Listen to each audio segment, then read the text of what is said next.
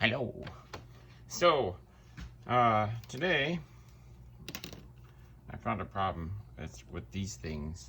You get your drip irrigation kits, and you can buy these separate. I'm not sure, they probably don't cost that much, but they also don't freaking work that well.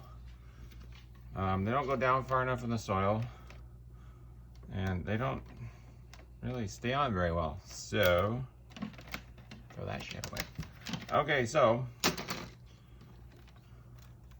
tubing holder that I made, and I'll show you what to do here. So this is my new tubing holder. Enter a hanging basket hanger, and what I did was, I don't have a use for this one anymore because anyway, we don't.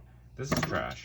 It was gonna go in the trash, and now I'm gonna make a tubing holder out of it. This one's a little different. The ones I made earlier only had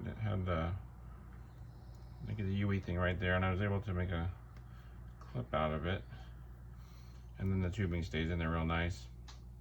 And this one's a little different. So this is my first video, and I think what we can do is probably cut that off right there, and then this piece will stick under that piece. Let's see, I'll give it a go here.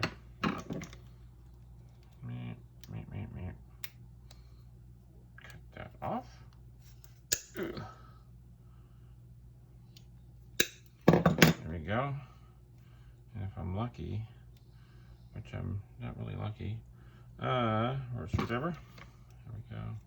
Spread that open a bit. And maybe I need to cut a little bit more off of there.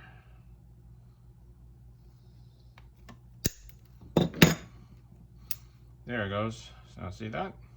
Now, if this is still too big, a couple options. One, I have this green electrical tape, which I can just wrap around. Doop, doop, doop. You already wrapped it around.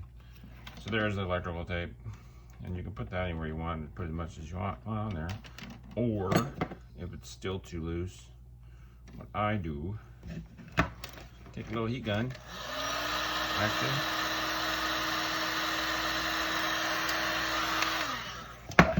soften that up a bit, and ooh, still pretty warm.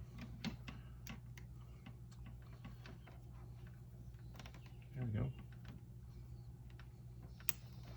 And now I have a nice tubing holder that goes nice far down into the it goes down into the soil nice and far, and doesn't come up.